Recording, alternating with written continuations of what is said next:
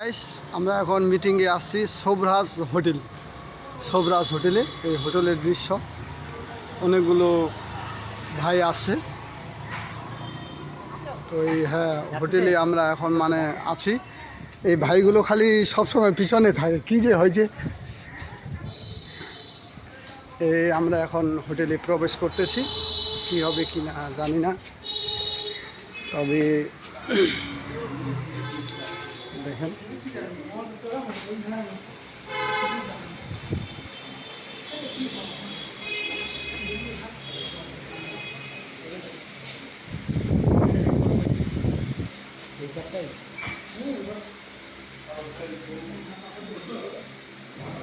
আসেন।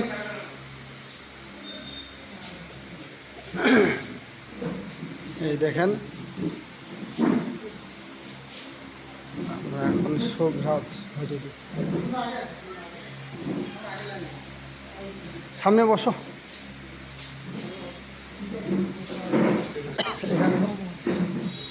কই আর লোক কই?